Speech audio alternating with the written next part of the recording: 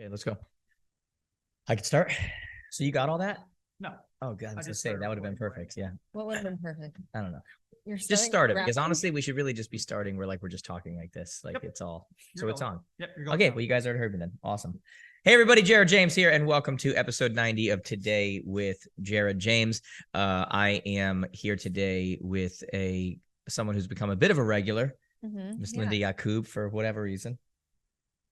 We know each other. Yeah. Yeah. Okay. You want to say hello to everybody? Hello, everyone. All right.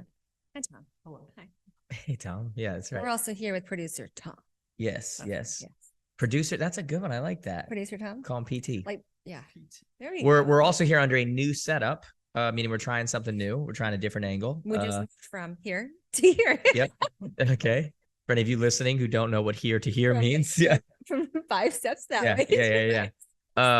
But just giving it a little bit of a different view. We're trying different things. I kind of like this setup a little bit. We'll see how it actually works out, but I kind of like this setup. Yeah. We just want to chill. We just want to vibe. Like for those of you, I keep saying this on the podcast, but like, just trying to give people a little bit of a different vibe, than, the Instagram videos with the how-tos and the whatever. We do how-tos on here, no doubt, but a little bit of a different vibe, a little bit of a different chill, so to say, right? It's like Bill Maher does his political thing on HBO, and then he's got his podcast, which is supposed to just be chill, Just more relaxed. yeah. And I'm not right? gonna smoke weed and drink tequila with people like he does on his show, but You got the gummies. yeah.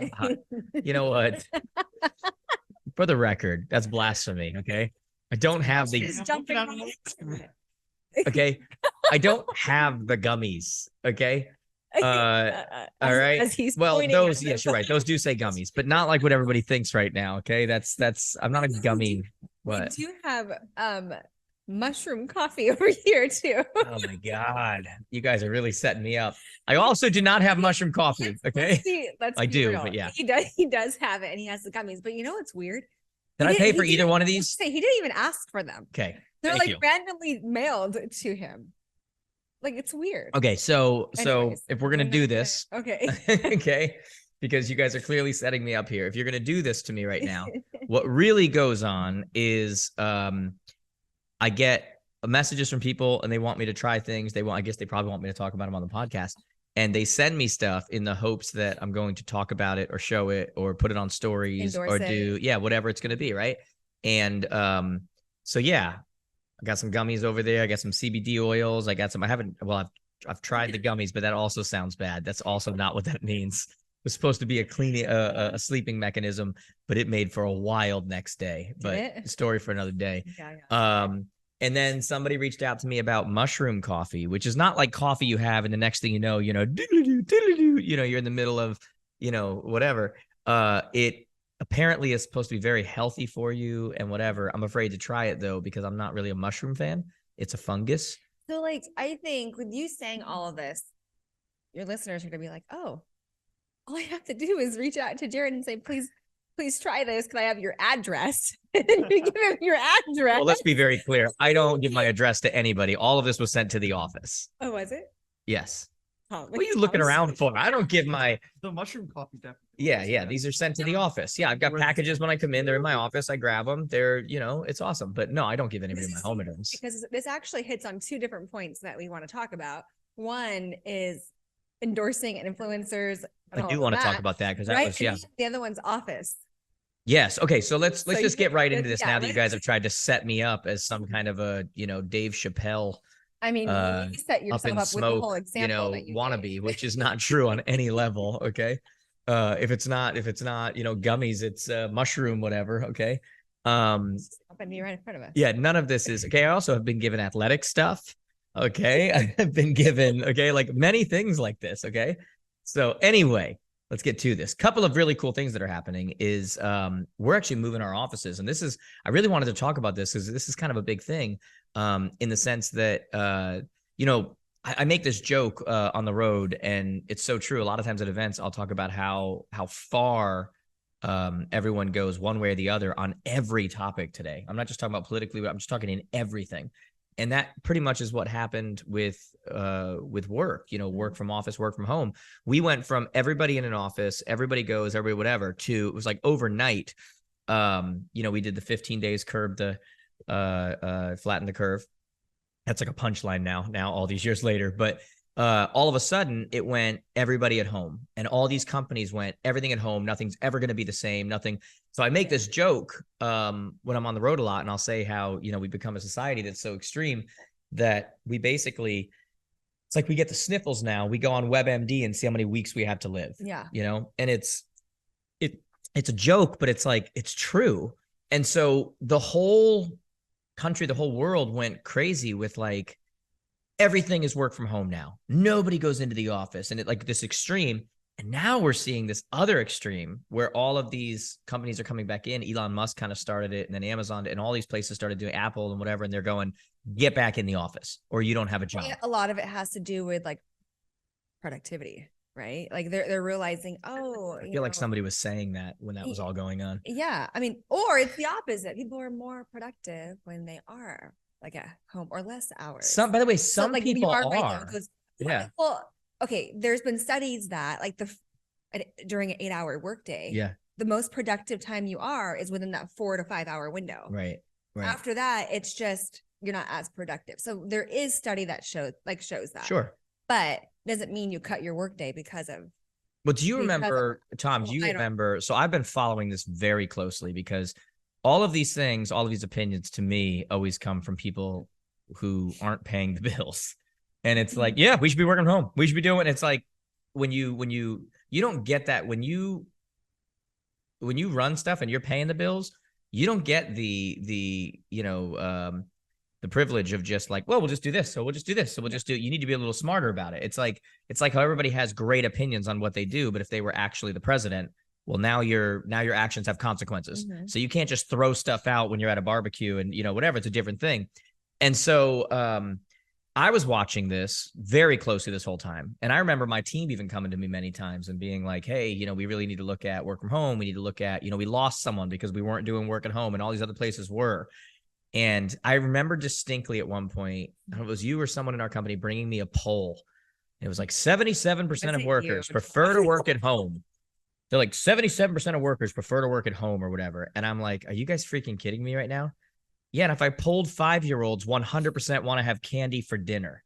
That doesn't mean that that's what you do. Of course, workers want to work from home, because what we saw was on the extreme, we saw not only a lack of productivity, we saw major abuse.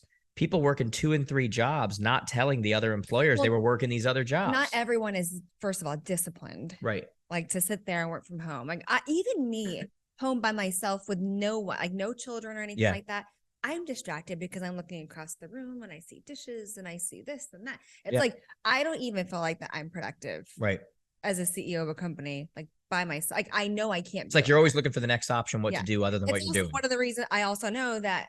One of the reasons why I go to the gym every day, because I need to be around people. That's too funny you say that. Literally, I've been talking about putting one down there, but I'm like, I want to go to the gym. Yeah, because I know I won't be able to get up and go down and work out and have a very productive workout. You'll cut it short. I almost bought. Remember, I had a sauna in the shopping cart on Good Friday or Black Friday or whatever the Friday is where you get deals. Good Friday and Black Friday are two different things. Friday sales. Well, either way, it was a Good Friday sales get you. Let's just say that the deal would have made it a Good Friday. Okay. And so here I am. I've got it in the shopping cart and I'm this close to pulling the trigger. And for those of you who can't see, we're here and here. It's this close. And so for those watching on YouTube, you saw my fingers. It was very close. And I'm this close to pulling the trigger. And then I'm just like, shoot, if I put a sauna and I was getting like a nice sauna, it was like a 5-6 person sauna, had a TV, had pull-up bars, you could work out in there, you could do the whole thing. I'm like, if I put this thing down in my basement, I was going to put it in the secret room. I have a secret room, guys, with like a bookshelf that there's a key and you turn it and it goes to another room. Very cool amongst the children. Oh, we should do like, is it MTV Cribs where they do like a oh, we should totally do that. God. Wow. All privacy gone. So anyway, I was this close to pulling the trigger, and I remember I was talking to you. I was going to get it. You're like, did you get it? Did you get it? And I ultimately made the decision to not get it because I'm like, if I can that easily go down there and just work out in the sauna or just go in the sauna and I don't go to the gym, if I go to the gym, my routine is that I work out, then I get in the sauna, right? Yeah. If the sauna's downstairs, there are many days I'm just going to convince myself, just get in the sauna, sweat, you're good, and not even do the workout. I'm like, I need to drive to the gym. I need my routine. And so there is something to that. Yeah. Which brings me to why we're even talking about this topic. So I've been following this very closely. And as I said, you now see a lot of companies going all the way back the other way, get in the office, because they've been watching. I just watched a whole interview with Elon Musk, and I got to tell you, he almost talked me out of what we're doing right now, because like he's looking at all the stats and productivity, and you were very like, good, good for him, and you were I'm not actually. He usually does things. He gets all this, whatever. He usually is based on fact. You posted something on Instagram about him doing this. Yeah. Actually. And so you were very much like in support of what he was doing. And yeah, because they give him so much crap, but then he almost always ends up right. Yeah. It's like he cut 80% of it's just what I loved. Okay. So he cut 80% of the workforce at Twitter, and everybody lost their collective minds, and they became more they like made more money. And he's like, yeah, we had a lot of people that weren't doing anything, but now the interview nobody pays attention to is that he did an interview last week where he came out and he said, we're now hiring back some people. We see the inefficiencies. It was necessary to get rid of. And he goes, and some people we got rid of too quick, that we're going to offer them their job back, and I hope they'll come back. Mm-hmm. But he said, but he goes, we were 4 weeks from bankruptcy. Yeah. We had to make major decisions quickly, or we were going to go into bankruptcy after I just paid 45 billion or, whatever it was. And nobody pays attention to that interview, which was very like, okay, it made sense. Like from a CEO perspective, because look, CEOs have to make very difficult decisions. It's not a democracy. It was very, there was a reason for it. But it's not a democracy, And so I pay attention to that interview, and I'm listening. I'm going, that makes sense. And he was also admitting like, hey, part of that was baby with the bathwater, meaning like, we got rid of some stuff. We got rid of stuff we shouldn't have, like they were, but we also got rid of a ton of waste. So it was worth it. But now we need to kind of recollect and find again the equilibrium. And that's why we're having this combo, because we just made a decision with our office. I've been meeting with the leads at our office and managers at our office now for a few months now, just kind of talking these things through. And I think, I don't think Tom would say it now, but if it weren't true, but I think I feel comfortable saying this even in front of him, that I generally am pretty fair. Like I think things through, and, I'm going to do what makes sense. I'm going to do what's best by my people, but what makes sense. I don't mind making a tough decision, but I do kind of try to think about all of the angles. And our lease came up, and I thought it wasn't up till next year. And now in the world we live in today, they want another lease at, another 5-year lease. And I'm just like, 5 years, like that's 1,825 days. Like that's a long time. I don't know what's going on in 5 years. I don't know if we want to expand. We want to do this. We want to, and whatever. Honestly too, I mean, personally, 5 years from now, your boys are in high school. Yeah. So it's like, okay, well, not even, they're out. They're graduated and gone. Yeah. Yeah. Like it's just different. So there is a lot of things, because there might be some personal shifts also. Yeah. Like that's 5 years, a long time. 5 years from now, I'm going to be 32 years old. That's crazy. 27. I thought you were actually believing that. So 5 years from now, that did not go over as planned, because you actually went with it like it was real. That's right. 27 right now. So how old are you, Tom? 28. Yeah. Okay. Yeah. Okay. Whatever. So anyway, so my point is, I started looking at it, and I'm like, talk about fast decisions. I'm like, I got to make a decision here, because they want to know if we're re-upping up. And it's not a small thing to move an office when you have that many people. And it's just like, crap, what are we going to do here? And I went to you and I started thinking about it. And then you actually sent the place that we're actually moving to. Well, just before we go there, my company it is all about co-working spaces, and your company went to the other extreme at one point. Like nobody in office. Yeah. And now we are 24 hours in office. But by the way, she doesn't mean 24 hours in office like they live in the office. She means like they have a minimum 24-hour work week in the office. In office. And so, but that's my parent company, but we also allow individuals, other companies, to like lease co-working spaces that only are going to need a one desk space, or maybe maybe we actually have a small production team, like leasing some space and using podcast rooms and all that. Yeah. But that couldn't financially afford it on their own if they went out and bought all the equipment and did all of it. Anyways. So we talked a lot about it, because first of all, I was always in it with my company. So I was able to see what we offered, the support we got. But then you brought it up as like, hey, like, what do you think about this? Well, And we were looking at traditional, we were looking at other stuff, but my mind is always open to anything. yeah. It's like, prove me wrong, prove me right. Like my mind's open to everything. Mhm. And we were looking at both, and you started sending some spaces over. And the first decision that had to be made was, am I open to moving? Am I open to not being there anymore? Yeah. But then once we started looking at being open to moving, I started opening my mind up to, because believe me, guys, I've been researching this like crazy the last few years. And I'm like, maybe I'm open to a little bit of a hybrid. But I'm like, here's the pitfalls of that hybrid. And I'm looking at the lack of productivity. I'm thinking about people not being in at the same time. I'm looking at culture not being there. I'm looking at the opportunity for in-person training not being there. I'm looking at people abusing things like Mondays and Fridays. Oh, I'm working from home, and really they're taking 3-4 day weekends, and never putting in for vacations or anything, because they're just constantly working from home. And a conversation with you actually was really helpful, because I think we were walking and talking in Fresno, and I was thinking all this through, and you're like, well, what if there was like mandatory Mondays or something like that? Like they had to come in on Monday. And I'm like, well, about Fridays? And I'm like, so what if we did mandatory Monday, Friday? So here's a long story short, guys. We're allowing our team to go hybrid, where there's a minimum number of hours in the office, 20 hours per week. But Monday and Friday are mandatory. That's 16 of the hours. Okay. The other 4 hours can float between Tuesday, Wednesday, Thursday. They can do 60 hours in the office. They can do 32 hours in the office, but it's minimum 20, with Monday, Friday being absolute. And then you float those other 4. And meetings and anything we call are mandatory. If there's a holiday on a Monday or Friday, like I think you brought this up, which was a great point. Most of the holidays happen on Monday or Friday. They've got to make those hours up throughout the week. And so we're going to try this out in a way. And, I put Tom on, trying to figure out how do you follow this? Like, how do you keep up with what's going on? How do you like track, hold people accountable? They're doing their 20, because the last thing I want to do, and I kept saying this to you, Tom, last thing I wanted to do was have one more thing that we have to get on them about not doing. You're not checking in.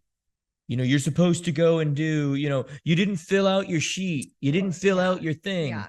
So we started looking, and the whole micromanaging too. Yeah. Like it's just one more thing for my managers to have to like, totally, and then get annoyed. And then it's one more thing that people are now getting in trouble for in the office and whatever. Which will actually like kind of ruin the culture of the company. Yeah. Now they feel like, and it's like the thing you started off to do is a good thing. It's one more thing you're just chasing them for. Yeah. And I have no interest in that. Right.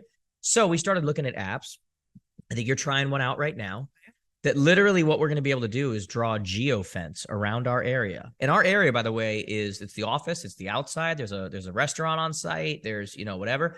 We're going to draw a geofence around it. And literally, as long as they turn the location on for that particular app, which we're going to make sure they do, it automatically checks them in, checks them out every time they're within there, gives us reports, how many hours, who's in, who's not, who's whatever, like the whole thing without having to do anything.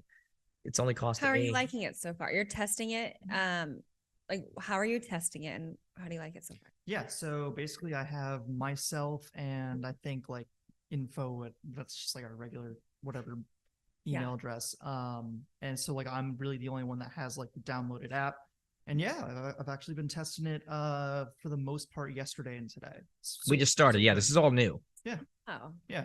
So we're gonna see how it goes. Little kinks, but I'm working on it. Yeah. Good. Figure it out. But it's the idea of being open to this. So we're going to do a minimum 20-hour work week, 20 hour in the office, not 20-hour work week. Okay. That's how you get fired. I'm not cutting my salaries in half. So you're not cutting your time in half. I think we're gonna have a lot of people, by the way, that still are doing in there almost every day or more or whatever, because that's kind of our culture. And we went to a building where it is technically like a co-work space, where there's a lot of community areas, a lot of open areas. We rented specific space for us, so that we have spots for obviously HR, and we have our storage stuff. We have all that kind of stuff. But then a lot of our workers that are going to be in, doing stuff, our TCs that come in, whatever, we have a large co-working space that are gorgeous. I mean, there's plenty of spots. There's so many places to sit. There's, 10 to 15 phone booths, soundproof phone booths. There's so many conference rooms. There's so many. This allows small companies, not saying that yours is small, but like small companies or even large companies to offer employees more like options. That's it. And like, no, really to attract them and keep them, because they have now access to gyms. They have access to happy hours. They have access to an activity calendar, like that everyone's there. Yeah. An opportunity to meet people that they would not have That's met. exactly right. Like, you know, it's just like there is that. However, there is a concern that I did mention to Jared that because now there's a whole bunch of Well, now there's food trucks every week. There's bands that come in. There's they got a car detailer that comes in once a week and does, like, you know. So yeah, those are all fun. My concern would be this: you're having an office that's created this culture and it's super close. And, and they are, just wonderful. And when I talk about productivity, it's like, great. Now you're saying, hey, I'm going to give you the wings now to kind of enjoy this co-working space and collaborate with people, meet people, mingle. But now it's like, well, we have to really watch the productivity. Is it like, are they going to get the things and they need to in the time frame that they should be getting it done? Because now it's distractions of a cool environment, you know? And people and music and sounds and restaurants and walking trails. And so not everyone is made for that. 100%. And believe me, when we announced this, we also let them know that just like I have the authority to let this happen, I have the authority to take it away, you know, like it's, you know, but I think we're going to be good. Like we have a good group. I feel like we have a good group of people who hold each other accountable. They work. I've made it. This sounds almost opposite of what you would do, but I have the last year made it a point to not be in a lot. Now, I'm already traveling, but even when I'm here, because I didn't want all of the culture, all of everything being built around me. You know, where in the past, that's what would happen. Like I would leave. That was the case. That would be like a bot dad. Well, did you really just do that? The bot dad, you're bringing up with my kids. Did that just happen? Did they pay you to say that on here? Did they say try to get it in the podcast? You're welcome, Grayson and Noah. Yeah, seriously. Okay. Talk about that in a bit. Okay. Bot is just another language word for cool. You know, everybody knows that. But anyway, I forget what I was saying. Okay. Now Awesome. I used to throw out the bot dad thing.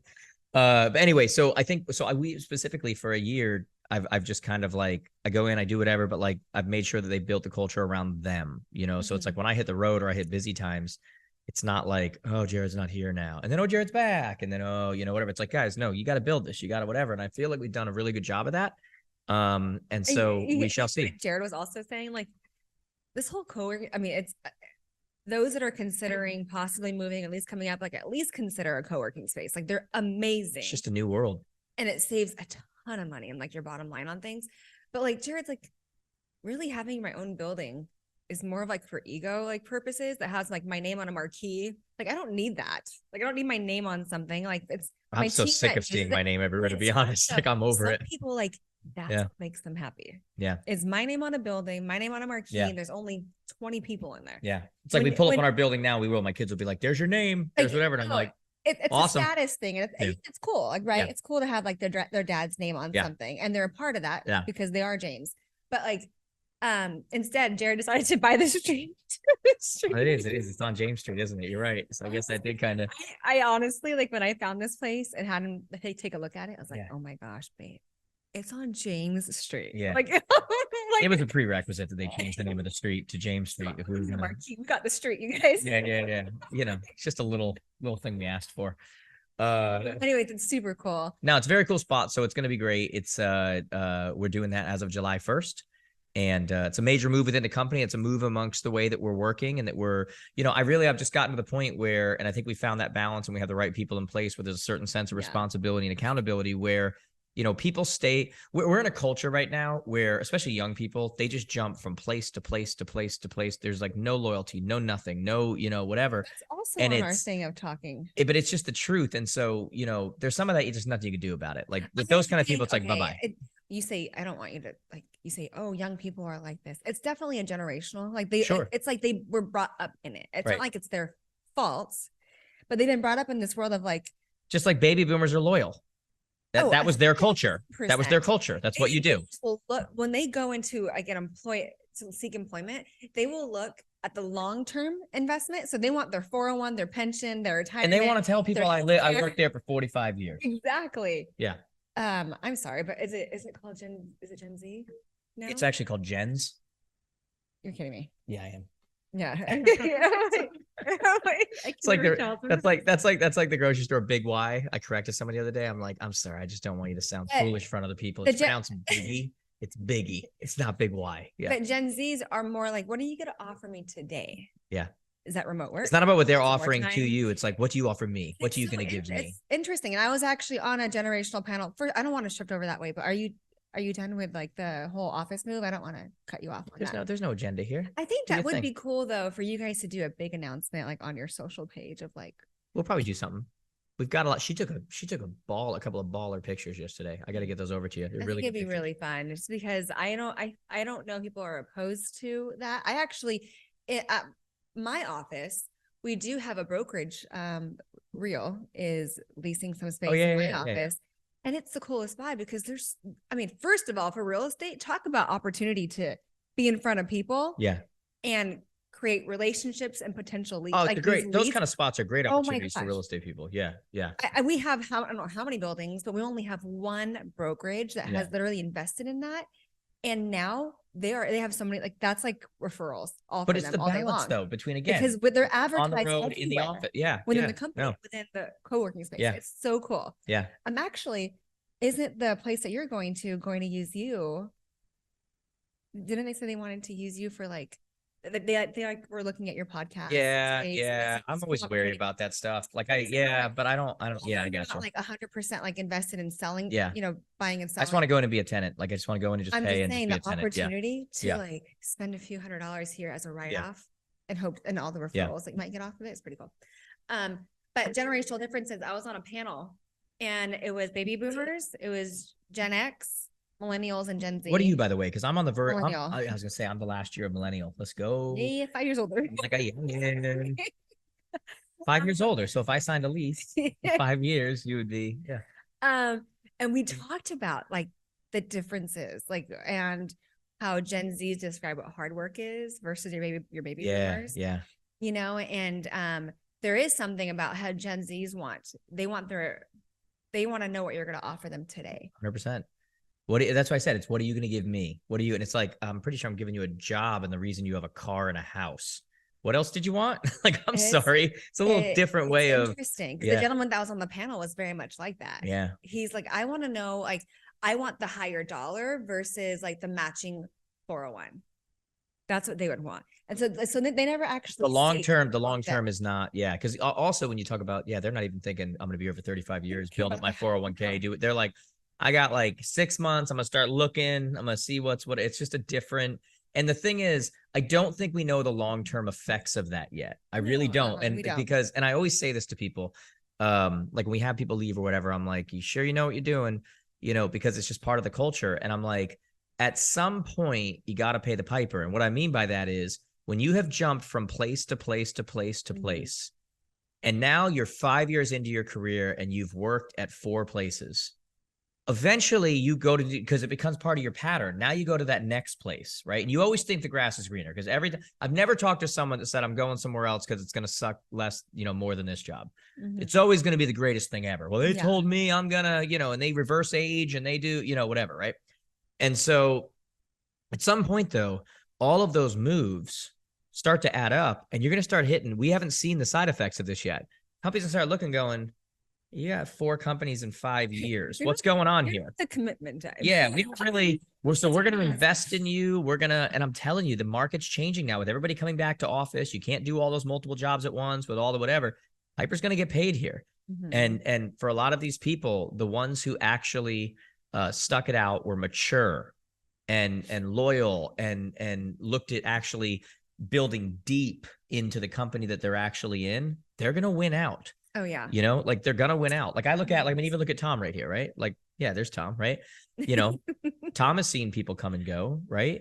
And Tom's role has changed since you first started working with me. It's changed a lot. But my whole thing with Tom wasn't, hey, we're going to build him the best in that area. Tom, I looked at as a human resource, like an actual human resource. And I'm like, I'm not sure what capacity this is going to be in, but Tom is good for this company.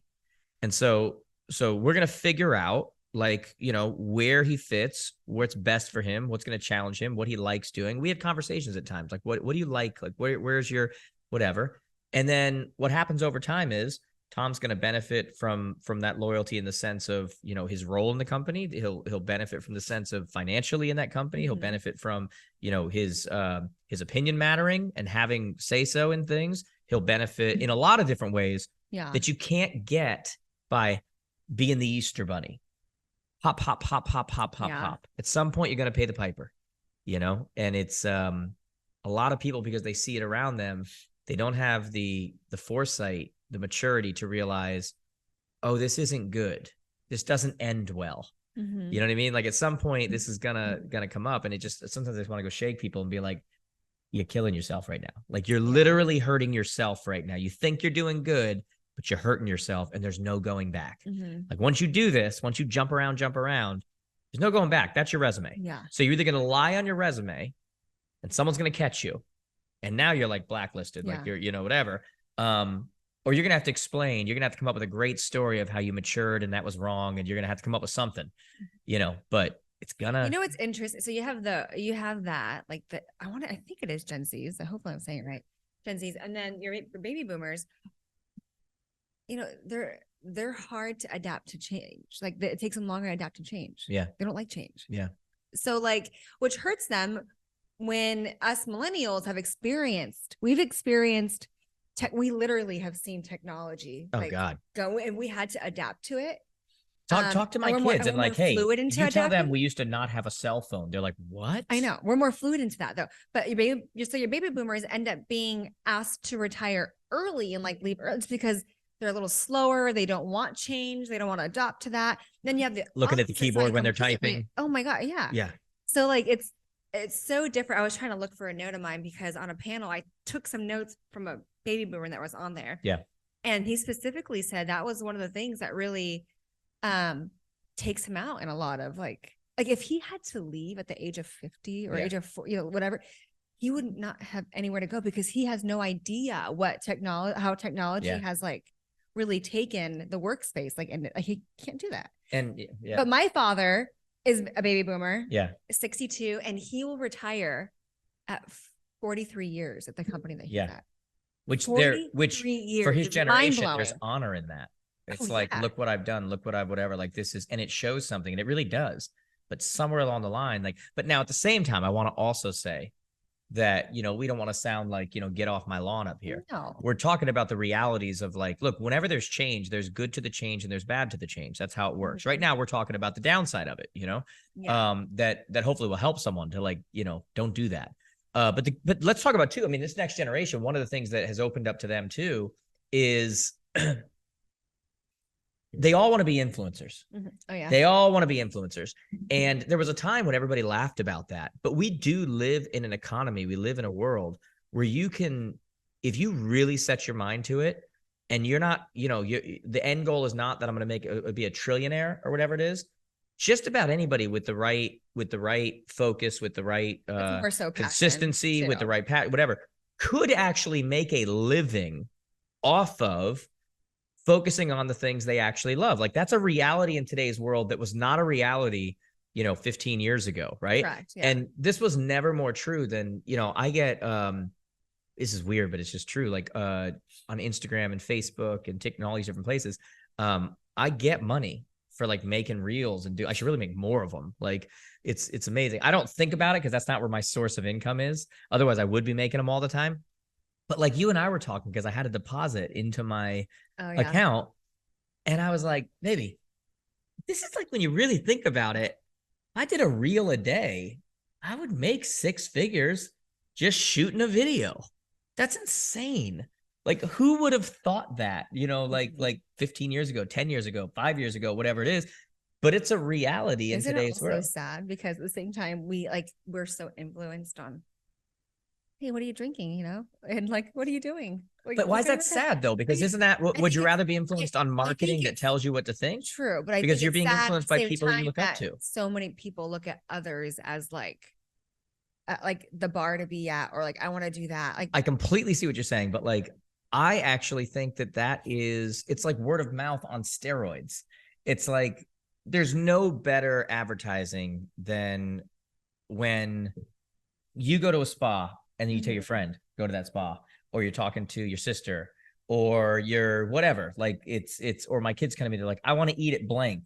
And now they're telling me that's the place to eat. That's the whatever. That is somebody I trust, somebody I know, somebody, it's not an ad that's put together that hits on whatever. It's not whatever. It's like, it's a version of someone I trust, know, whatever, saying that's the one. Yeah. Which is why, by the way, influencer marketing right now is like one of the top forms of marketing there is, where they're actually paying influencers to, you know, put a product there, have something on here, or to, you know, while they're doing, I should actually have something on here while we're doing podcast, other than how you brewing LBI, how you doing? You know, I should probably, you know, whatever. But like at the end of the day though, like to me, that is word of mouth. Influencer marketing is word of mouth marketing by someone you trust. Gummies and mushrooms. It is true. Yeah, it is true. In the middle. It is true. Yeah, but I am not promoting though. Okay, I have nothing to do with that. You know, what's crazy is I was talking to you about this because a girlfriend of mine, two girlfriends of mine, are like, one, I think the past 5-6 years has really nurtured her Instagram page. And it started off really just her and her daughter matching like clothes. Yeah. And she would always take photos. And then she was very candid. She would never use any filters. Yeah. So what you saw was very raw. Like it was her. And she, anyways, just talked about life, marriage problems, kids, all of it. I mean, and she has blown up to almost 2 million followers. And now she's like on the billboards in New York, and she's doing stuff with Ulta, and she has her own sunglass brand, and she has like Tula like makeup, like all this stuff. Yeah. And I messaged her, and I said to her, it is crazy. Like to me. Yeah. To 5-6 years ago, we're at a birthday party, just hanging out, son's party, girlfriend's birthday, like son's party. And now it's everyone it's just like, if I try to message her on social, it's like the hardest to get to her, because now she has a manager that's managing everything and like this and that. Yeah. And her husband literally quit his job. Yeah. To basically be a man-influencer. Yeah. Whatever.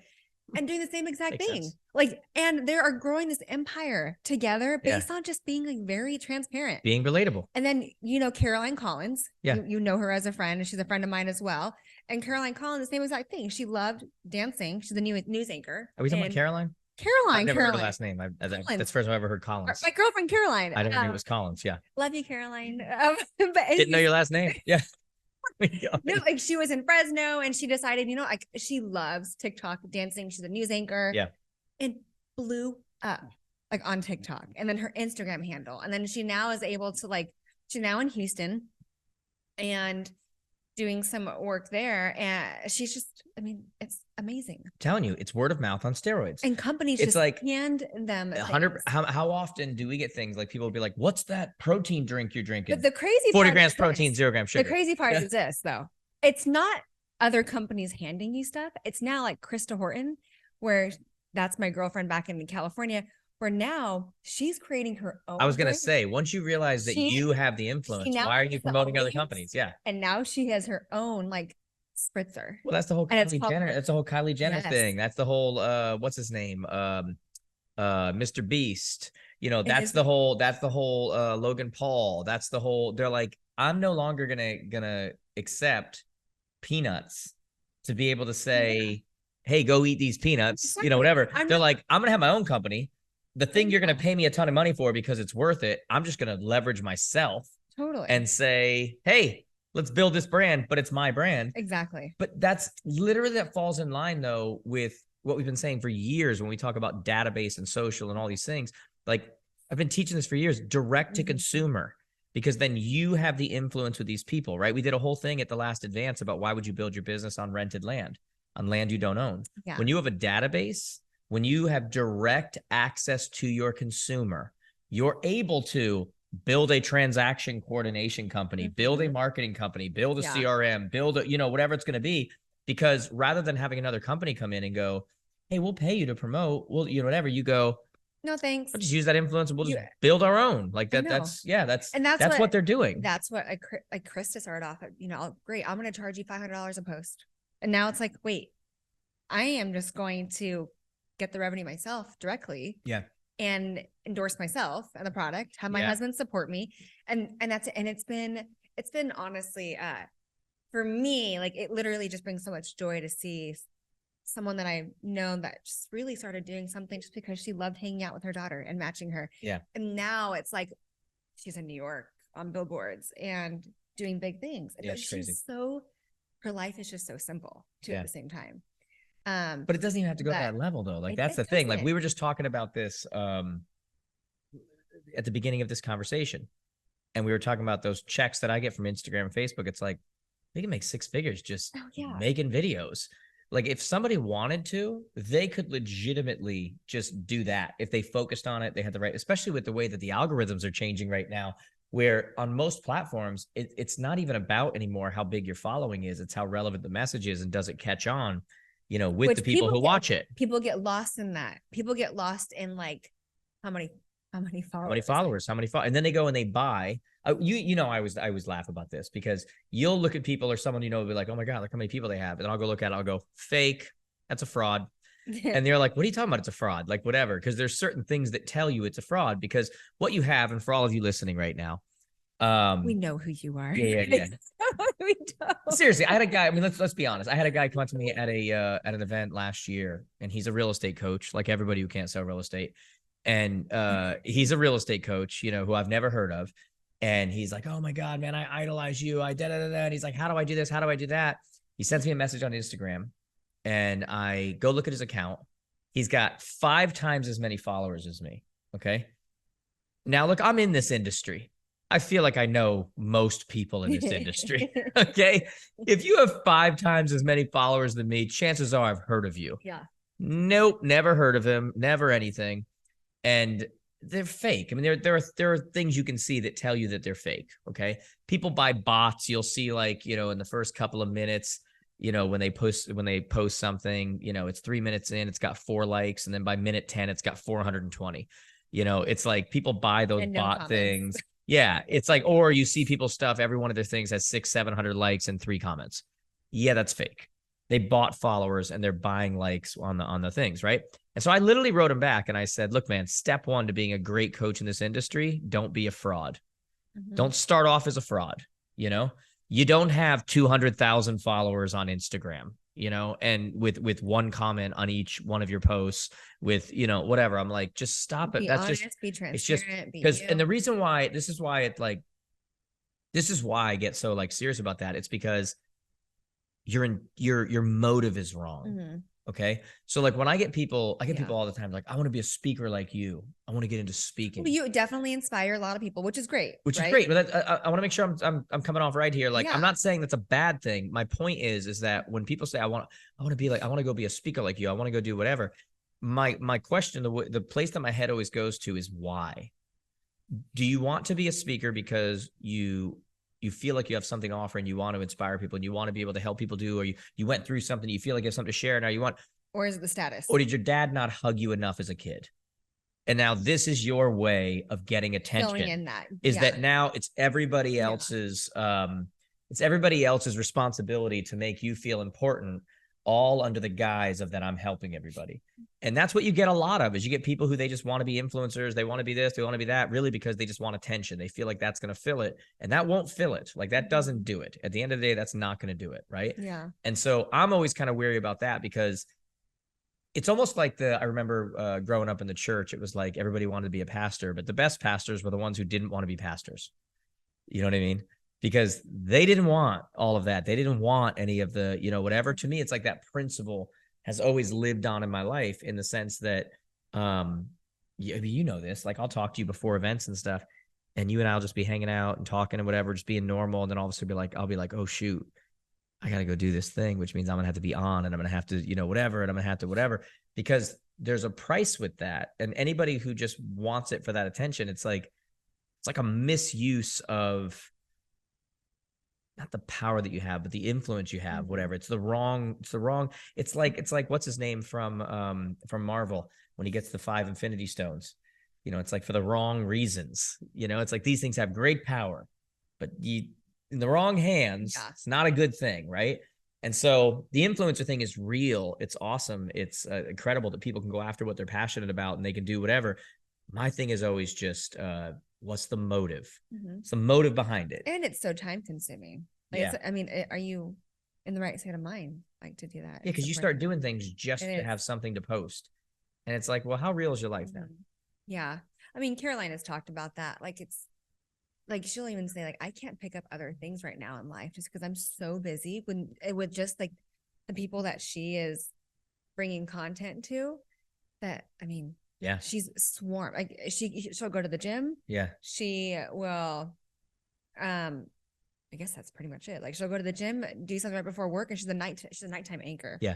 And then she'll go back and just cut videos. Yeah. Constantly. And if they're not careful, by the way, what happens is, I mean, you see this story over and over again with Robin Williams and other entertainers, is you can live your whole life being the thing that everybody wants you to be and performing into that thing and making them happy and bringing joy to them and bringing no joy to yourself. Oh, totally. Because now you feel the pressure to be that thing all the time. It's like, that's what I'm known as. That's what I'm, whatever. And it's part of the reason why, by the way, I love doing this and just like, just talking like normal on a podcast, and you and I joking or putting up a video of us laughing at Milk Duds comment where we're just dying laughing. Get to that person's answer. Yeah. Yes. We'll get to that. But I mean, it's part of the reason why I love that is because the last thing you ever want to do is get pigeonholed as like, this is all we like you as, it's like dance monkey. Yeah. Dance monkey. No, that's not what you do. You do this. And you thought you were talking about the song. No. What was that song again? I don't think I know the song. I don't do boomerangs. Yeah. Nobody knows what that means, but what it is she commonly does these hysterical things, like where it looks funny, it sounds funny, and then it throws me off, and I'll be like, "What was that? You want to do that again?" And she's like, "I don't do boomerangs." In other words, I don't do it again. One time. But anyway, so it's an interesting world, though. It's really cool, though, that we live in a world where you can do that. Isn't it also scary though? Like, that world of influence and like being able to generate your own income and revenue stream is literally in the power of someone's hand, that if it dies, it's just like, meaning that something else, has to come out that's going to take over Instagram and Facebook. Right. Eventually. So now that's a bigger point, because I wonder, because we had fluctuation in the beginning, and I almost wonder if we've now settled into ABC, CBS, and Fox, NBC. I don't Where know. like, these are now the platforms. I don't know. Like, I worked at major corporations, at like Apple being one. It's like, yes, we'll release the iPhone 3, but let's be real. We have a roadmap here. The roadmap has 4, 5, 6, 7, and it's like that. And so I do believe that there is a point. There's going to be a time where something else comes out, or it's also scary to have. Remember when Instagram went down for how long? Yeah. Isn't that scary that it's in the power of like, if that is, that's why I say terrifying. database. That is terrifying. So like, I think of my girlfriends, I'm like, oh shoot, let's say something just. Well, look at, that's what's happened to a lot of people too. Like, where they become TikTok stars, but they don't build other platforms. And then like, if TikTok is taken away, their income's gone. And it's like, well, now I'm nothing. Well, and now I'm talked about like other channels, like what is it? YouTube, what? YouTube Shorts. Thank you. But I mean, I don't know if, and I'm sure they think about this, like these influencers at the same time, though, things could be like instantly just turned off. When you don't own the platform, again, that's why I say database, because when you don't own the platform, it can, in a moment, look at all those Vine stars, that are gone. Look at the people who dominated MySpace, right? From back in the day. Yeah. There were people who literally built their whole careers off of MySpace. Mm-hmm. Look at Dane Cook. That was big for Canadians. I'm sorry, what's MySpace? That was a social network. We're too young to know what MySpace. Oh, not weird. Don't you look at him. You guys are further apart than you and I are. Yeah. Okay. Yeah. So, but you look at that though, like literally, like people built their whole platform on that. Comedians built their whole whatever. Dane Cook came up on that, and then a lot of them fell apart because once MySpace went down, they didn't have that outlet to their fans anymore. And so it's an interesting dynamic. This is why I just say database, because it's the one thing that when everything changes, you have access to everybody. So, okay, it's the really dumb question because I just don't have the. It's not a dumb question. You say that all the time. It's probably not a dumb question. Is there a way to export your database on Instagram? There used to be. Oh, I know we could do it on LinkedIn, but I didn't know like. There used to be tools with Facebook and that kind of stuff that you could do that, but not even to like plug in or like no. But this is why interesting. you do things like, for example, when we're done with this, I'm going to shoot a video. and we're going to shoot a video, and it's going to be about this template that we do. That's going to be awesome. And it's a tool that we use. It's a strategy we use to pick up people after you sell a home. And I'm going to shoot this video, and we're going to be like, hey, to download that template, go to and put in your email, and you're going to get it for free. We're going to send it to you, whatever. That's how you're I'm going to post that on Instagram. I'm going to post that on Facebook. I'm going to post that on YouTube Shorts. I'm going to post that all over the place. And why? Because I'm going to start to siphon those people off of those platforms. I'm still going to use those platforms as long as I can. But at the end of the day, my end goal is database. Correct. Yeah. Now, I want to talk about, because we talked about influencers and all this kind of stuff, which is all important. We talked about how, you know, they don't get a break, they don't get a whatever. I'm actually on kind of a break right now. Not a break from the perspective of like work. I'm always working. I don't ever stop working. Like I'm always working, right? Yeah. But a break from the perspective of I said no to just about everything for the next month and a half from an event perspective, because I was like, yeah, there are some that you do, but it's because you do it every single year. It's not a new pickup or anything like that. Yeah. Which, yeah, and they're very small, but you also use this time for family. Well, that's exactly it. So like for me, it's like summertime. This is when for me, like I'll go and go crazy and do the whole thing. Right. But like summertime, as much as possible. Yeah. Well, let's face it. I've got the kid stuff. We do vacations. We do that kind of stuff. I've got just wanting to enjoy my home. I live on a lake and just wanting to, you know, enjoy that. It's really a pond. Literally, it's fun. It is. And I can pull it up on Google Maps. You know what's funny though? The realtor. Oh wait, who represented you? You. No, I'm. I didn't mean to do that. But you just couldn't help yourself. I mean, did you sell yourself? Doubling down. I thought for a minute because I'm not licensed and a realtor. Like a realtor. Get that little jab. Did you get it? You feel good about yourself right now? Feel good? Okay. You tell him to cut? No. Okay. Go. Okay. I live on a lake. You know how he's not laughing? Because it's true. That's why you're laughing at too, huh? Oh my gosh. Can you give me a napkin, please? Because I'm crying again. Okay, well. I mean. So I live on a lake. Okay. Large pond. Live on a lake. Okay. And I like to enjoy the lake. My sons ride kayaks. They bring their friends over. It's their favorite lake in the area. Okay. I think geese enjoy that pond too. Yeah. Exactly. Do wow. geese really go to the lake? Oh my God. Anyway. I was going to say, and I like to make time to come visit you. It's really sweet. I do. I make time to go and visit you and do those kinds of things as well. Another caption, on social. Why is Linda crying again? The lake. Okay. Anyway, but what's nice about it as well is, for me at least, like I can tell you that. So I do this stuff all the time. # did you sweat today? And the whole thing, right? And I don't post every day. I do it just about every day, but I don't post every day. Just because I get tired of it myself, even posting, those things. But I know it's good for accountability for other people and such.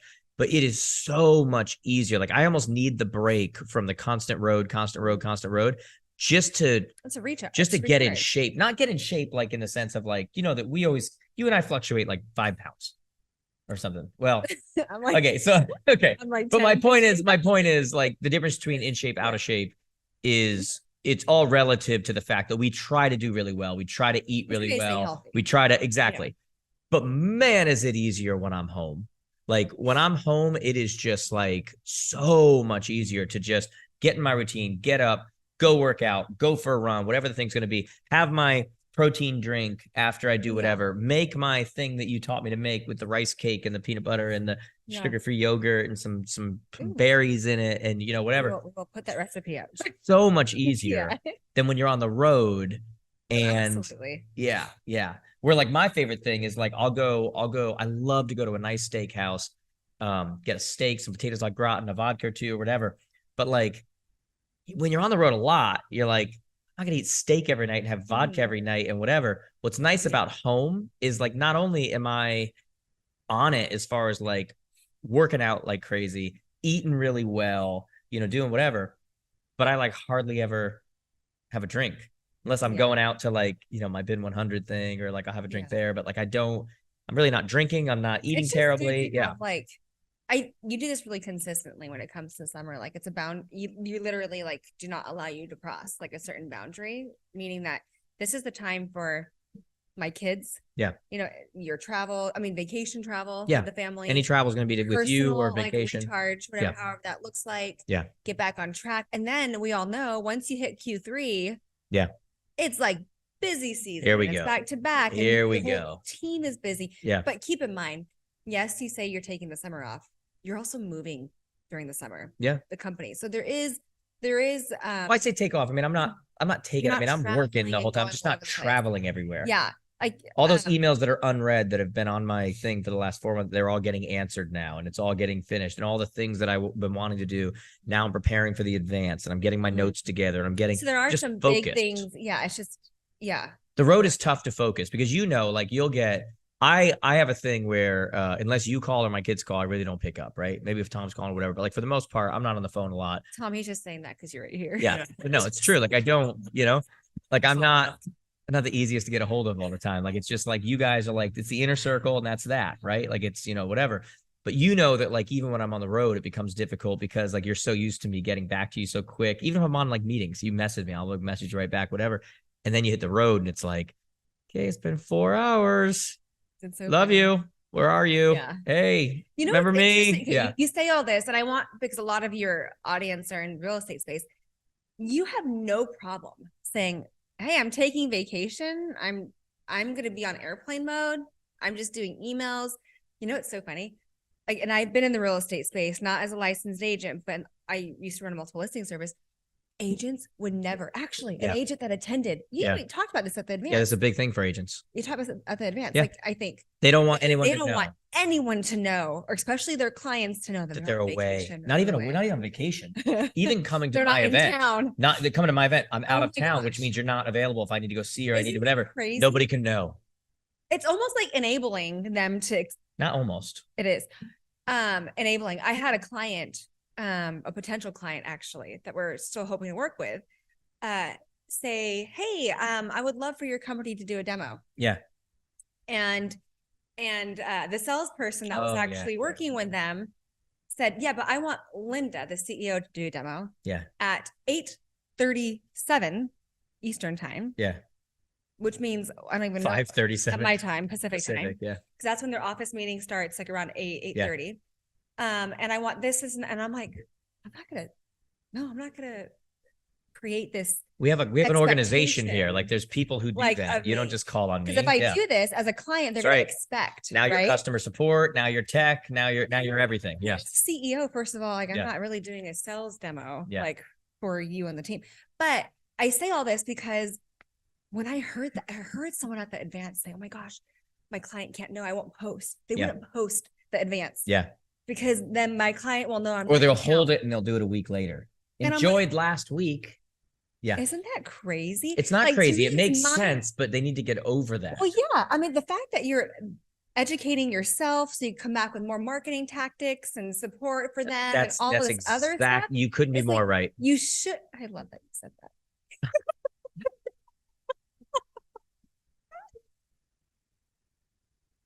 Really?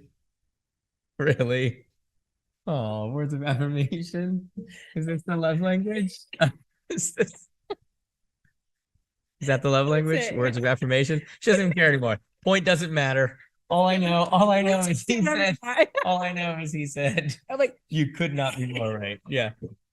Oh, okay. Anyways, that's it. It's just the weirdest thing. It is true though. Like you literally could not be more right. Like it is. So what would you tell agents? Like, so look, they're not wrong. They're not. Let's be clear. They're not crazy to think like that because if you really think about it, they have crazy clients that are like, you need to be available. I need to. So it makes sense. It makes sense. Where the disconnect happens that they need to take charge of is who dictates your schedule, who determines what is priority in your life, right? Is it your clients? Because that's a problem. Like that's going to, and it's easy to say, it's more difficult to execute on, but it's just true.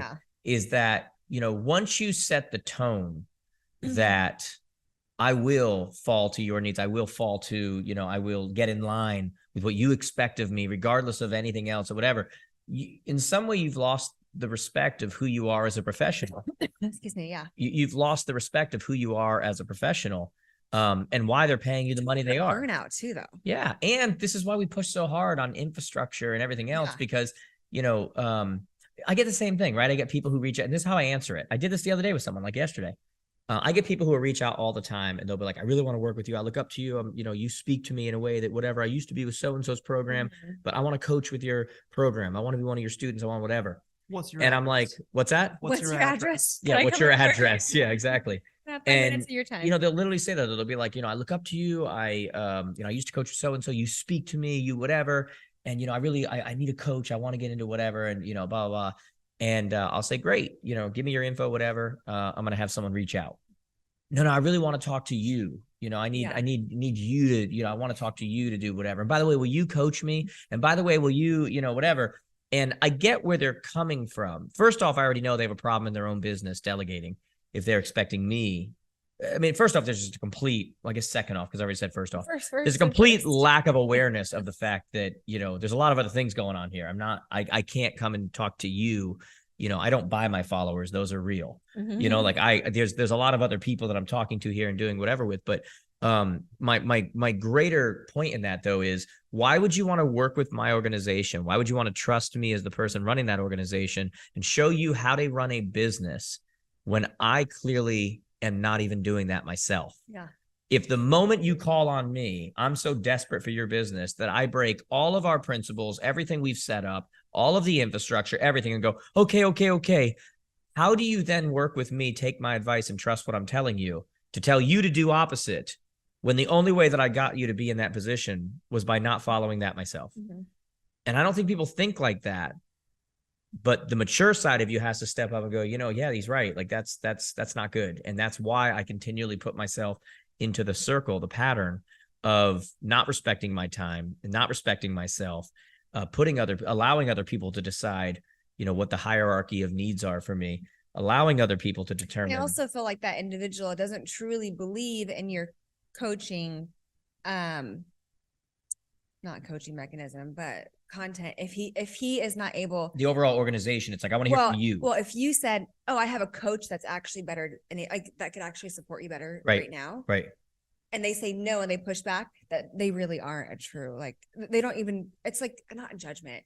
They can't even follow what your recommendations are. And by the way, nor do they think that you probably have the right person in place. That's to right. Do that. That's right. And by the way, that could never be more true, in the sense that, like, when people say, okay, I want you to coach me. No, you don't. I'm not the coach for you. Like, we have people who literally wake up in the morning, they get their jollies off on working with people, ABC, here we go. Do we do A? Do we do B? Do we do C? Whatever. That is not me. You know, I'm the rainmaker, and I'm the content creator, and I'm all of that stuff. When it comes to the implementation of the model that we're following, when it comes to, we have people who are skilled in doing that, who train to do that. Oh, absolutely. And that's not me. Like, I'm going to be other things going on. I can't focus on that. You didn't do what I asked you to do last time. Like, yeah. That's not where my head is. Right. And so sometimes we just want that because we more so either want the prestige of saying we talked to that person, or it's all we know at that moment. So we go after that. But at the end of the day, I'm not the best option. And by the way, that used to be an ego shot for me to say that, but now I just fully believe that. And I've never felt more confident. You know, there was a time when you grow in the organization, you kind of say yes and figure out how later. And there was a time where we had a lot of people in the organization, from a coach's perspective, that, you know, people would get paired up with those people. And I'd be like, oh God, I hope this goes well. Like, you know, whatever. I've never felt better about our coaches staff, meaning, you know, we have Reagan as our director now, who is not only doing ongoing training and everything with these people, but kind of sliced off the fat, so to say, like, hey, these ones aren't cutting it, you know? Yeah. And what's been nice is, I think that as your brand grows and as your following grows and everything else, everybody thinks about your company growing, and they're like, oh, more students, more this, more that. But the other thing that happens with a visibility increase is that your opportunities for better talent increase as well. And that's a part that I don't think a lot of people focus on, is that as we've been able to grow, and as our visibility has grown and everything else, we're not just throwing out hooks. We're not just casting out lines for new students, we're always looking for great coaches. Yeah. You know, and so that's been one of the things that's happened as well. So when I tell people, look, I'm not coaching you, I'll do the virtual stuff. Like I do stuff with brokerages, I do that kind of stuff. Yeah. But I'm not the one, like we have You know, all different areas. And I feel like leader, a lot of the individual, coaches too, are on ground, like they're literally on the ground floor, like themselves, like out there. Yes. Doing the business. Yes. Every one of them sells real estate. You're very high level. Yes. You see everything from the top down. You're very focused on industry overall. Right. But you have these coaches that are literally in it. Yep. And you're not.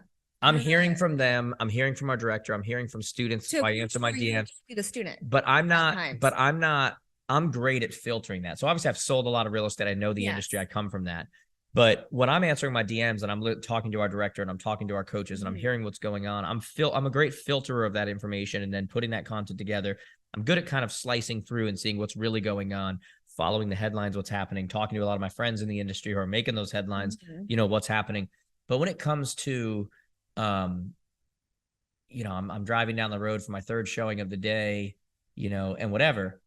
That's our coaches right now. Like they're actually there doing it. They're actually taking a lot of the stuff that we're teaching from a team leader building perspective and hiring the wrong person and seeing what's going wrong with it and doing. And so like, it's a different animal. And they can relate to their students. 100%. So, I mean, yeah. So yeah. 100%. But anyway, so I'm not sure how we got on that topic, but I don't know either. But either way, my point was that I'm in kind of a break from travel mode, which for me, you got to understand, guys, that doesn't mean like months. That means like, I think I have a month off right now from travel as far as, well, travel. We're about to be driving back and forth to Boston for my kid's soccer tournament, whatever, but travel for work, which for me is like just sleeping in my bed, going to my gym, you know, doing that stuff. I'll still be coming to you for stuff. To me, that's a different kind of travel. Yeah. It's not, it's just different, you know, it's a different kind of a thing, just kind of getting those priorities. And people always talk about things like balance, you know, how do you balance? Thing is balance. That's such bull crap. There's no balance. Yeah. There's no such thing as balance. It's not real. 50-50, you know, scale is balanced at 0, you know, like that's not the goal. But it is about creating priorities and doing the things that you want to be doing, right? And part of what I like to be doing is I like the hustle and grind. I love jumping around and doing, you know, when I'm in that mode, you know, but then I also, the only reason I'm able to love those is because I'm also able to control my schedule and say, hey, I'm going to go work out of Fresno for a week and come stay with you and do, you know, whatever. I'm going to take my boys and go do whatever. I'm going to, you know, I'm going to be calling Ernie soon saying, hey, I got this week open in August. Let's go somewhere. Yeah. You know, I'm going to, you know, whatever that is. Right. Everyone's different. You got to know what it is that makes you happy. You got to understand what kind of life you've created and where those openings are that you can fill those gaps and, you know, that actually feed you and make you feel good. And, actually, you know? I mean, it's actually one of our things to talk about. Like, what is your motivator? Yeah. Are you asking? Or are you just saying that? You. Like, what is your motivator? So you're taking this time off, but what motivates you to get back into it? Is it more like kind of forced to, like, hey, it's the season, it's busy, that I know you get asked to do a lot of gigs, but yeah, I love it. Gigs, like I'm a musician. I love it. Yeah. Gigs. But like, yeah, what is your, you know, what's funny is that it changes over time. So I haven't had time to think about this, but it changes over time. I just thought about it very quickly. It changes over time. So I think in the beginning I was motivated by fear, which I don't think is the worst thing in the world, by the way. I know everybody tries to say that it's the worst thing in the world, though. But like sometimes being motivated by negative is not a bad thing, right? When you touch a stove, you go, don't touch it again. That wasn't a bad motivator. So I think growing up poor, knowing how close that can always be and how being broke is always around the corner, that was always a big motivator for me. So, you know, look, we can do the whole, oh, my children and this, duh. You know what I mean? Mm-hmm. Everybody's motivated by the idea that they want to obviously provide for their children and do. I feel like we don't even need to talk about that. That's just overblown. It's going to be 47 seconds. We'll never get back. We all know that that's the case. Okay. But let's get beyond that for a second, because everybody has kids and there are plenty of people who have kids who are still not motivated and still suck at life. So your motivator is the way you grew up. So it starts with that. It starts with making sure that you're in a position that I don't want to crap on the way I grew up, because my mother did everything she could. I'm just saying from the perspective of being able to make decisions I want to make, not being poor, you know, being able to make decisions I want to make. Like that's one of the greatest definitions of success. Like it's like I can do what I want to do, you know? Yeah. It's so that's a beginning motivator. But then you hit a point where it's like, okay, if you do build a brand and you do build a following, you can always kind of make money, right? I mean, I can go into paper sales and make money. Like, I mean, it's just like if you have enough of a following, you can do whatever, right? For me, your motivation starts to change and I start thinking about other things. I do think about setting examples for my children and, setting something up that, maybe they get involved in, don't get involved in, or at least they get to see what it takes to get there, right? I think about my employees. I really do. I think about, there's plenty of times where there's parts of the business I would have dropped one way or the other, but you think about your employees and you think about, creating opportunities for them and making sure that you're keeping that open for them. And I am absolutely motivated by that. Right. So it becomes not just about yourself, but it becomes, and then I am motivated by the idea of not, I want to say this in a way that doesn't sound like LeBron take my talents to South Beach nonsense. But I am motivated by the idea of not wasting what I've been given. Right. So I would have stopped doing public speaking a long time ago. Again, it's not an ego thing for me. Like I'm good. I don't want to travel. I don't want to whatever. Like I'm happy just being on my lake and relaxing and, but I am motivated by the idea of not getting to the end of my life and having God go, what the crap? Like, could have given that to someone else if you were just going to sit on it. You know what I mean? It's like one of those kinds of things, it's like you give an inheritance to a child. And, it's like story of the talents, right? One takes it, turns it into whatever. Another one just sits on it or buries it. It's like, well, shoot, I wish I had given more over to this one. So I am motivated by the idea of making the most out of, whatever I have, whatever those areas are. I'm motivated by finding, what areas those are that I haven't discovered yet, and then I'm motivated by, I look at them like seeds that are planted, right? And then I'm motivated by the idea of not wasting, what I do have. I feel an amazing responsibility to execute on what I have. I do. And look, as I say that, I'm even listening to myself say that there are a lot of areas that there's nothing to execute on. Okay. Like just nincompoop in many areas. Okay. But the areas that I do have that go off the charts in those areas, I feel a responsibility. So I'm motivated by that because I feel like nothing happens by accident and you were given this and you need to do something with it and you need to. And so I'm very motivated by that. So to answer your question very simply is, it's so funny, but it's changed over time. I used to be motivated out of fear. And there'll always be a little bit of that because anyone who's listening to me right now, anybody who's ever been really poor, I remember my mother, laying in the corner crying because she didn't get a job because they told her she was overqualified. And she's like, I'm not going to be able to pay the rent. What do you mean overqualified? We're going to be homeless. Yeah. Like that stuff sticks in your head to where it doesn't matter if you're 59 years old with whatever you think to yourself, okay, like that's a reality in this world. You know what I mean? Like that can happen. You know what I mean? So there'll be a part of that will always be a motivator for me. Right. But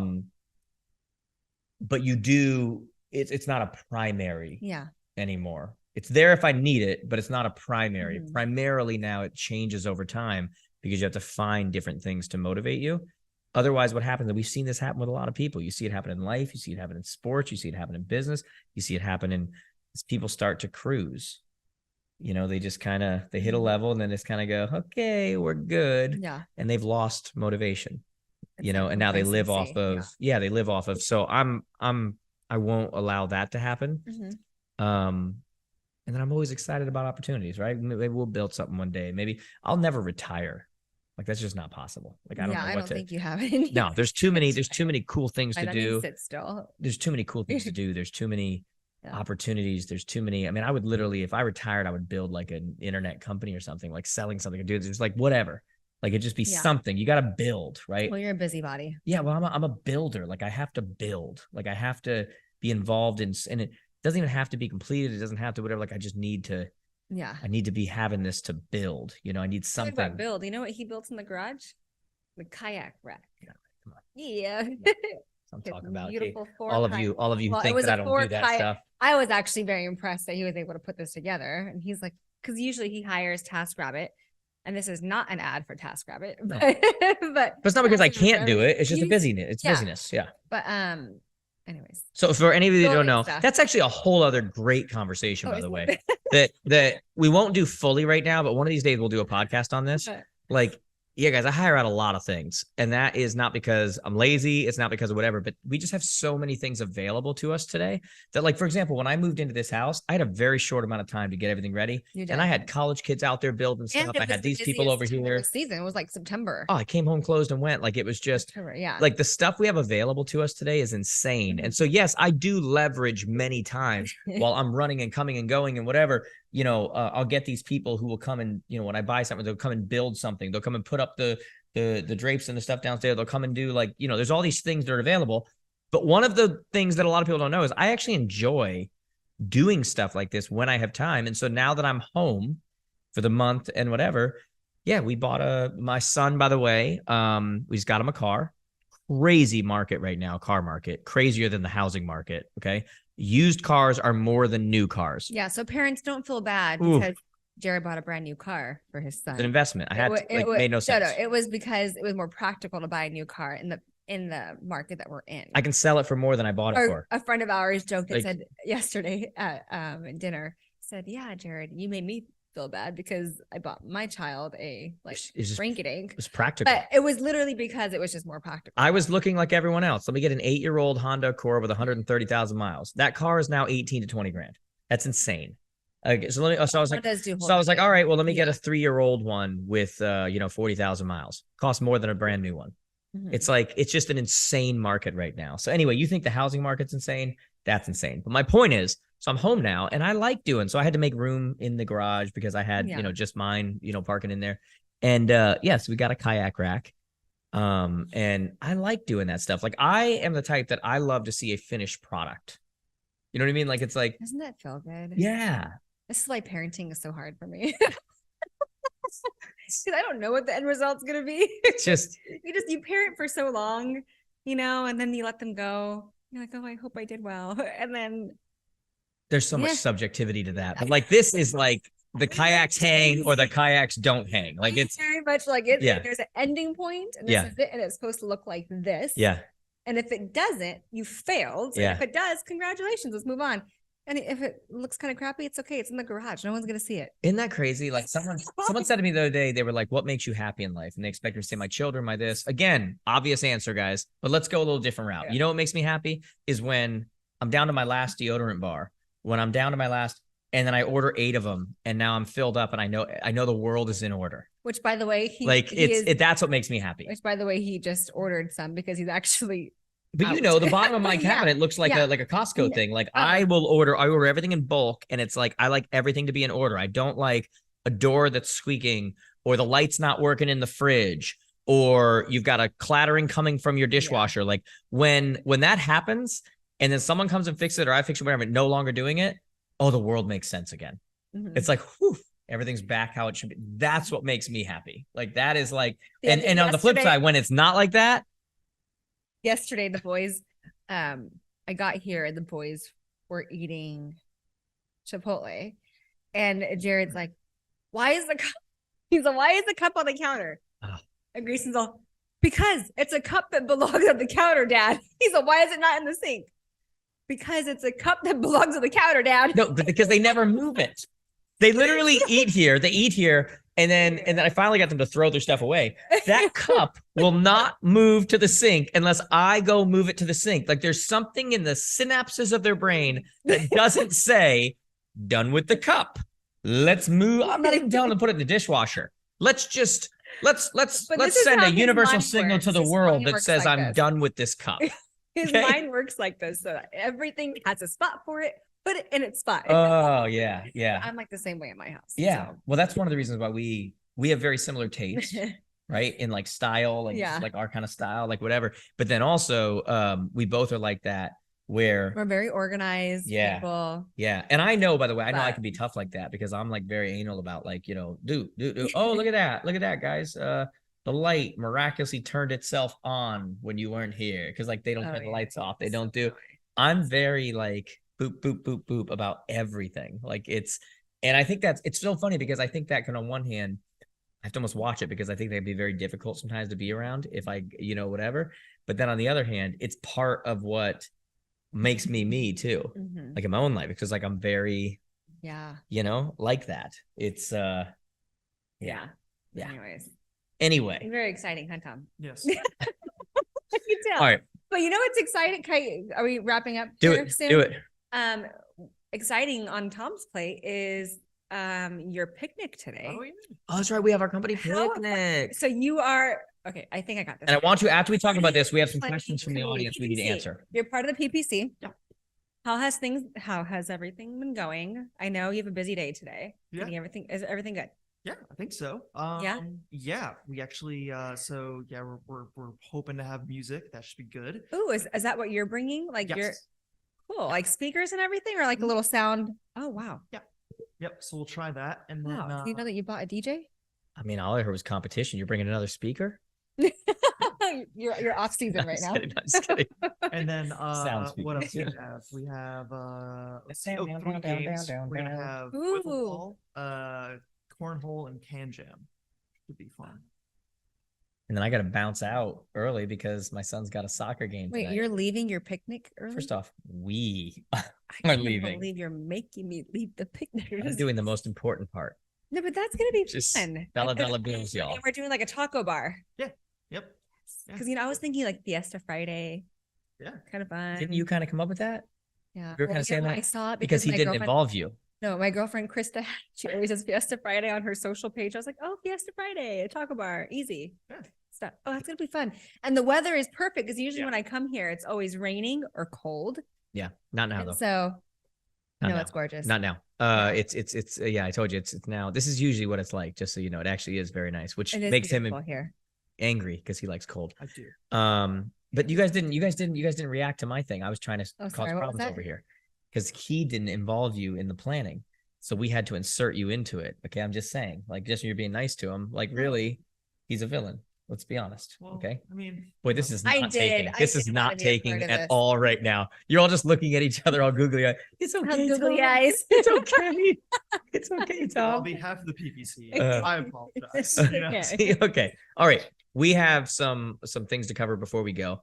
That were questions one way or the other.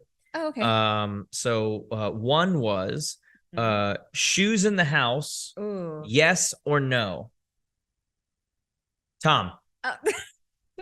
Tom, shoes in the house, yes or no? At your house.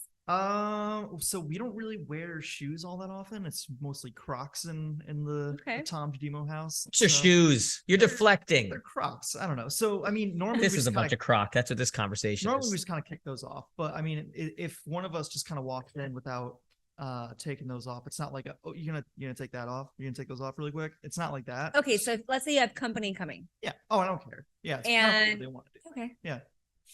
Cool. You? It depends. Is it raining? Did I just take the dog out and the sprinkler system just went? It depends. If my shoes are completely dry and they're completely good, I got hardwoods. I'm good with it. Okay, I love this because I want people that listen to this like to really respond like in comments. Okay, so guys, tell us in the Wow. comments, shoes in the house, yes or no? And on a scale of 1 to 10, how crazy are you about it? 10 being you will chase after someone and take the shoes off. And 1 being, you'd prefer they do take the shoes off, but you're not going to make a big deal. Where are you going with this? I'm at a 9.5. Is that Almost why you 10. use your daughter as an excuse? Yes, I use Because my here's what kids. happened, guys. I walk into her house and I don't have shoes on, and she'll say like this. She'll go, if Ari was here, she would mention would your say, shoes "Take on your in the shoes off." house. And I know that Okay. what you're doing is passive aggressive coming at me. Take it off. Yeah. Okay, But using the daughter, if Ari were here, but listen, when he I'm like, ca- well, she when ain't he- here, is she? When he comes to Fresno, he always he'll take my car. We have he goes to an Airbnb, and he got into the house, and my daughter, ooh, you're wearing your shoes. You take your shoes off. Are you sure you Take your didn't shoes say to off. her in the garage? I did You didn't not. go to her and say, did not. My hey, I think kids are JJ's got shoes Take on. your shoes off. Yeah. But this is the reason why. To me, it's disgusting to know that you walked into a restroom at a restaurant, probably. Yep. That you walked around and there's probably poop and pee. First off, I from love animals and places. It's just disgusting. You have no idea what you're bringing into the house, but yet you're walking on my carpet and you're walking on my rug and you walk around the house. You're walking. I was like, How dare Because you? once you leave, Good sir. I'm gonna end up mopping. I'm gonna try to like scrub my vacuum. By the way, I But, love like, that side of you. The cleaning part, I love. I think it's just disgusting because we have like just public restrooms kind of gross me out. But the fact that you walk in and walk out, but yet walk around your house with shoes that were in the restroom, in a public restroom, Interesting. I just don't like that. But then let's just bring this one step There's further. a TikTok about this. Okay, and I'm gonna send it out. so now you're gonna be in your house with your socks on. No, I actually take my socks off too. Okay, so you barefoot. So now you're walking into your bathroom and then walking around the house. Oh, I know my house is clean. My bathroom's clean. I Everything's mean, clean. urine is urine, but we'll just No, but my bathroom is clean. But anyways, that's how I think about it. Like, I don't know about everybody else in the world, but I know in my place, it's clean. Things are put together. And So Tom, you're a no. You're a definite yes. And I take into and I account do this at people's houses too, out of respect. I took my shoes off outside at your house. And you're like, baby, you don't have to take them off outside. You can bring them in. Yeah, I was like, you don't need to do that. No, Right like, there. You were taking them off in the. You were just trying to make a point to me for your house. That's what you were doing. No, That's what geniuses do. They mirror the behavior that they want you. But also listen to this. Or they'll ask a question you want you to ask them. Also, Yeah. I do think another third point. Please stop with me. I think it's cultural too, though, because Middle Easterns, like no matter what, like, and I think a lot of cultures could be like this. For the record, she just said white people aren't as clean. Out of respect, it literally is out of respect. You got it. You heard it here first. It's literally out of respect. Alex, I need Or Alex, respectful. my Persian friend. Or respectful. So just to be clear, because we just want to make sure that we're hearing what you're saying, you basically almost verbatim just said white people are not as clean or respectful. I did not say that. Just kidding. No. That'll be the cover for the thumb gallery. I want you to put a quotation next to her mouth. She said, say white people, actually just put Caucasians. I did not say that. Are not Anyways, as clean. That's it. That's what I gotta say. I mean, you can keep your shoes on. I'll just give you little booties to put on your shoes. Some would say I need a little booty. Okay. Got all the booty I need. Anyways, okay. A lot of lunges. Questions real quick. What's the other one? All right, hold on though. So just to be clear, this says so much about our personalities too. You are like, no, whatever. Yeah. You are like, yes. And anti. Please do. And if not, I will be anxious the whole time. And I want to know what's going on with the ground outside. Where are you coming from? And it shows my ability to decipher, there's no cut and dry. Okay. Oh my gosh. All right. So that's just to be clear. Ground did you walk on outside? It's wet out there. Did the sprinklers just go off? What you got going on right here? You know what I mean? Like what's going to end up here? Okay. Okay. So we got that. Okay. We're good with that. We answered that. Shoes in the house. Somebody wanted to know. So we just posted the video yesterday of you with your milk dud comment where you and I started crying on the last podcast. We were laughing so hard we were crying. They said, how many milk duds did you order? Well, you know what's interesting is I reordered. I'm not sure if you know this. I reordered the milk duds. I never got them. Right. Yeah. And it took 2 days to get milk duds to me, which like, honestly, obviously I could have gone down to the store and just got them myself, but I'm like, I like Instacart and I'm going to use it. Yeah. I probably overpaid also for my milk duds, but I ordered 2. I ate one of them. I couldn't actually sleep one night. Why'd you order 2? I ordered 2 because I don't share. That's why. It's a thing. Like for me, I don't share. So I got them. They got delivered here. I gave one to Jared so he could have. And then did I eat the milk duds? You did. I did not eat the milk duds, did I? Are you lying right now? No, did I actually eat Okay, then they should be in that cabinet. You ate the milk duds. Did I actually? You did. I don't eat milk duds. Well, I love milk duds, but I don't eat milk duds. He ate the milk duds. Guys, for the record, she's trying to fatten me up. We have a whole summer. She wants to be fat and plump. Okay. No. She wants to be fat and plump. Anyways, I ate my milk duds and I flew home and you ate the other box. Holy moly. They are good though. I don't remember eating them. Oh, they're amazing. Anyway, so two orders of that. Why do I have on here before we close out? Why do I have a note on here? Jared embarrasses kids. That seems like such a random thought. No, I was telling you the story. What? Like Jared just loves embarrassing his kids. And so when I get here, he usually will grab me. We go get the boys to school. And it's this thing. I don't know. Jared also thinks he's a really cool dad, right? Like I'm cool. I'm awesome. Where the heck is this going? Stuff. And then honestly, like you are really a good looking man. cool guy. This just went to a good place. You know, like, oh, I mean, you hear are a a cool butt dad. coming up. oh, I know, I do too. But before we Like- get there, though, Then Oh. that is the image you put on for the thumb. Okay. No. But then we drop off Noah. That's right. Okay, Noah's always the first drop off, so we go. And he rolls down the window. And Noah is not paying attention. Noah's actually trying to walk a little faster than normal because he knows what's going to happen. And this guy, I don't even want to do it on the podcast. It's Actually, from Dumb and Dumber. He's Goodbye, my like- love. he sings, "Goodbye, my love." Like, he like yells it like out. You see Dumb and Dumber? like looking. Right when he's going along the airport and she's Noah walking is and not doesn't see. acknowledging. Oh Noah's no, just, he's like, walking head down faster. going. The girl over here is laughing.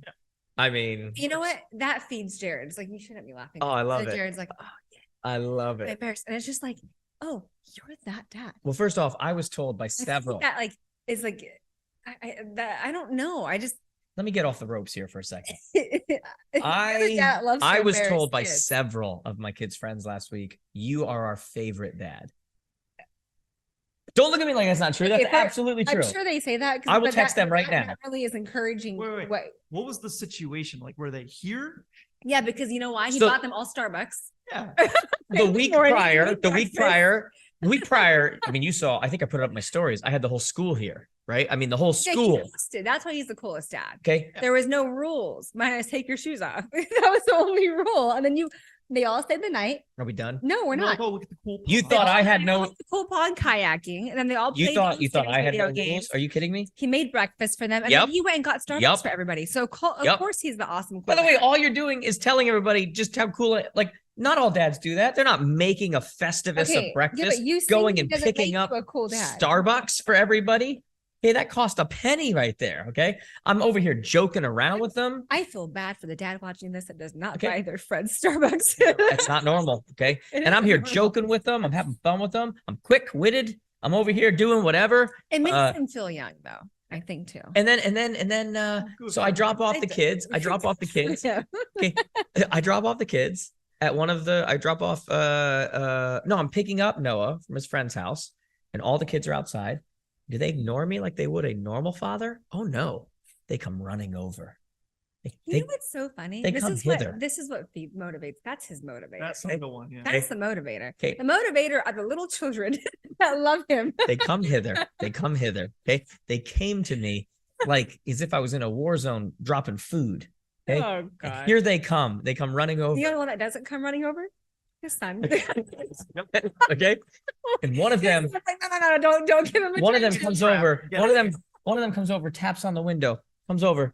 Mr. James. Mister. Okay. I roll down my window. Yes, boy. No, but this does happen. He comes running over. I open my window and he goes, Mr. James, Mr. James. I said, what's up, buddy? How you doing? I don't know the names. They're all the same to me, you know? Okay. And I'm like, what's up, buddy? How you doing? He goes, you're my favorite dad of all the whatever. I said, thank you, son. That was it. $5. And then it's all this is a true story. That actually happened. Cappuccino. That actually happened first off, and it was amazing. Okay. And my son heard it. He was sitting right there. And then when we left, we had a conversation about why do you think he said that? Why do you think whatever? And that was that. Okay. Mm. So you guys make your jokes. You have your fun. Okay. At the end of the day, speak the truth right Yeah, now. yeah. Okay. This is the truth. Okay. This is actually how it happens. Don't get so defensive. I'm just saying. I don't think your son loves the fact that you sing. Oh no, that. there's no doubt that he doesn't love that. That No. that is pure enjoyment on my end. There's Yeah. no doubt about that. Like that is just fun. I saw a young lady walking next I to think him it is going and to I get- saw an opportunity. I think also there'll be a point to where you don't get to do that anymore very soon. 100%. Grayson, like getting us driving now, which he gets to test on Let's not Tuesday. even go there. I'm gonna get depressed. I mean, you're not gonna be able to sing that anymore to him. It does stink. Like, you know what's never talked about is when your kids get their license, it's like you get all these parents are like, oh my God, oh, I don't have to drive them here. I don't have to go to practice. I don't have to do this, I don't have to whatever. Glad that is the case too. There's a part of that. But I enjoy like our time in the car and after the games and driving to tournaments and doing whatever. Like that's you as your kids get older, that becomes your time. You know what I mean? Like that's because you're not doing, whatever. They're not relying on you for everything. They hang with their friends, they do whatever.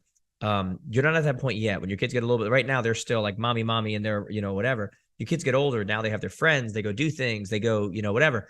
And so your time is in that car. Yeah. And so it's the other side of it that you don't. I saw a meme that said like 97% of like all of the time that you will spend with your kid happens before they graduate high school.